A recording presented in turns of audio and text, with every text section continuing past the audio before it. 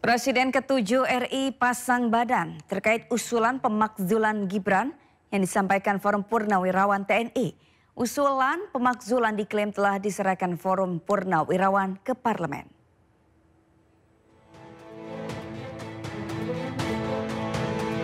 Presiden ke-7 RI Joko Widodo pasang badan terkait isu pemakzulan putra sulungnya yang juga Wakil Presiden RI Gibran Rakabuming Raka. Usulan pemakzulan Gibran ini berasal dari Forum Purnawirawan Prajurit TNI. Dalam usulannya, Forum Purnawirawan TNI mengajukan 8 tuntutan. Salah satu yang didorong adalah pemakzulan Gibran Rakabuming Raka. Hal ini ditanggapi Jokowi dan menyebut tuntutan tersebut merupakan bagian dari demokrasi. Ya, negara ini kan negara besar yang memiliki sistem ketatanegaraan. Ya, diikuti saja proses sesuai sistem ketatanegaraan kita. Bahwa ada yang menyurati seperti itu dinamika demokrasi kita. Biasa saja, biasa. Pemilihan presiden kemarin kan satu paket. Bukan sendiri-sendiri. Kayak di Filipina itu sendiri-sendiri. Di kita ini kan satu paket. Terkait tuntutan pemakzulan, Forum Purnawirawan TNI telah menyerahkan ke MPR agar parlemen mempertimbangkan usulan tersebut. Forum Purnawirawan Prajurit TNI siap dipanggil untuk menjelaskan mengenai 8 usulan yang diajukan. Tim Liputan iNews melaporkan. Bareskrim Polri akan turun tangan mengusut dugaan perbuatan pidana pada aktivitas tambang nikel di Raja Ampat, Papua Barat Daya. Polisi menyebut setiap aktivitas tambang pasti menyebabkan kerusakan lingkungan.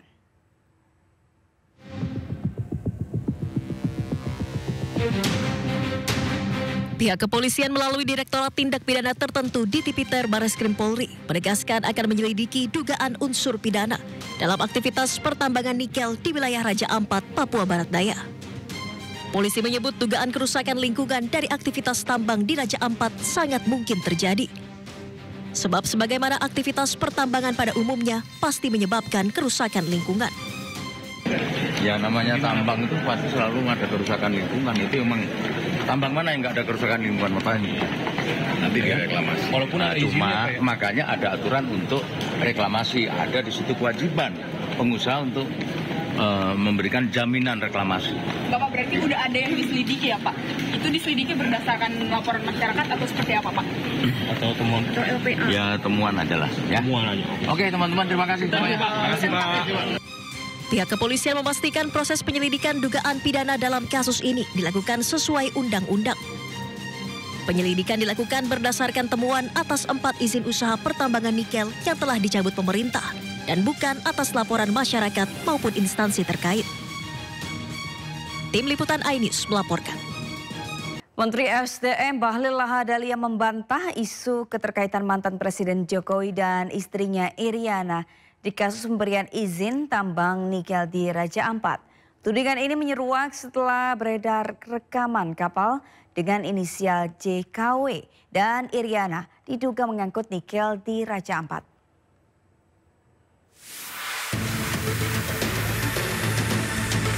Menteri Energi dan Sumber Daya Mineral Bahlil Lahadalia membantah keras tudingan yang mengaitkan Presiden ke-7 RI Joko Widodo dengan dugaan pelanggaran lingkungan dalam aktivitas pertambangan di Raja Ampat. Selain itu, isu liar yang menyeret nama kapal pengangkut nikel JKW dan Dewi Iriana. Ada yang mengaitkan ini ada JKW, ada Dewi Iriana di nikel ini tuh. Oh, yang itu nggak ada itu. Gak ada. Gimana? Itu kan izin-izinnya itu kan keluar jauh sebelum pemerintahan Pak Jokowi. Itu jauh. Yang 4 iup yang kita cabut itu kan iupnya keluar 2004, 2006. Masih rezim undang-undang izinnya dari daerah. Sementara kalau PT GAK kan sejak tahun 72 kontrak karya. Sejak tahun 98 kontrak karyanya, masih di zaman Orde Baru. Jadi nggak ada sama sekali. Sebelumnya media sosial diramaikan dengan foto dan video kapal diduga pengangkut biji nikel dari tambang nikel di Raja Ampat, Papua Barat Daya. Netizen menyebut nama di lambung kapal mirip dengan inisial Presiden ke-7 RI Joko Widodo dan mantan Ibu Negara Iriana, yakni JKW Mahakam dan Dewi Iriana. Namun belum ada bukti kuat terkait kepemilikan kapal yang dihubungkan dengan Jokowi dan kegiatan yang dilakukan kapal di lokasi tambang nikel. Tim Liputan iNews melaporkan. Pemirsa, Presiden Prabowo Subianto menyebut sejumlah lembaga dunia meramalkan ekonomi Indonesia akan masuk dalam 5 besar dunia.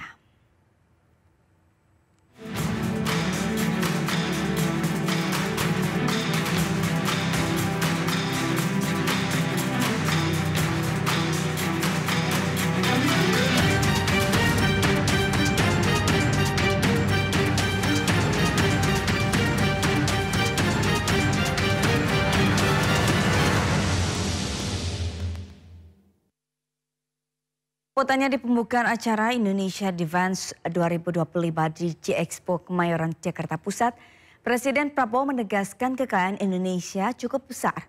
Bahkan ketika era penjajahan, kekayaan Indonesia yang diambil Belanda menurut penelitian terbaru totalnya mencapai 31 triliun dolar Amerika Serikat atau sekitar 502.000 triliun rupiah. Kepala negara mengatakan Belanda telah menikmati PDB Indonesia yang saat itu menjadi nomor 1 dunia.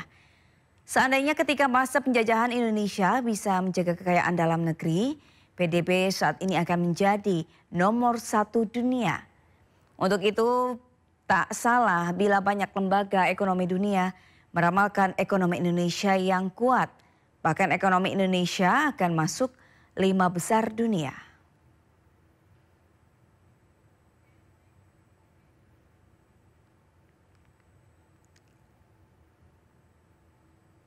Kalau kita sekarang berhasil menjaga kekayaan kita, mungkin GDP per kapita kita juga salah satu yang tertinggi di dunia, dan hampir semua lembaga-lembaga ekonomi dunia sudah meramalkan bahwa ekonomi Indonesia bisa menjadi mungkin 6 besar atau 5 besar dunia dalam waktu yang tidak lama lagi. 2045 hanya 20 tahun lagi. Anak-anak muda yang sekarang tadi dikatakan teknokrat muda yang umurnya sekarang 30, 25 tahun lagi mereka yang akan memimpin Republik ini. Pemerintah berencana menggandeng pelaku usaha mikro, kecil, dan menengah untuk terlibat dalam pengelolaan pertambangan. Kementerian UMKM masih menunggu peraturan pemerintah sebagai dasar hukum terkait kriteria dan skema UMKM dalam mengelola bisnis tambang.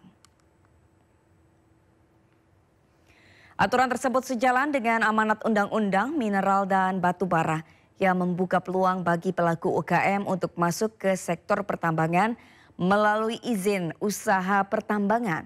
Meski demikian, pihak Kementerian UMKM juga akan menyiapkan sejumlah pengusaha UMKM yang nantinya akan terlibat dengan prioritas partisipasi pengusaha lokal atau daerah, sehingga badan usaha kecil dan menengah yang mengelola harus berada di tempat pengajuan tambang.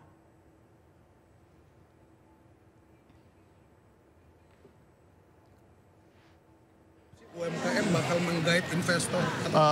Saya pikir saya harus bilang bahwa ini lagi dalam proses pembahasan. Tentunya kami nanti tunggu saja setelah rampung pembahasan PP-nya. Kalau saya sampaikan sekarang nanti malah menimbulkan tafsir yang macam-macam. Jadi insya Allah kata kuncinya adalah keberpihakan seluas-luasnya serta membuka ruang kesempatan sebesar-besarnya partisipasi dari pengusaha-pengusaha di daerah. Itu semangatnya. Jadi spirit dan semangat dari memberikan prioritas kepada prioritas tambang melalui jalur prioritas kepada usaha kecil menengah, itu tadi semangatnya adalah.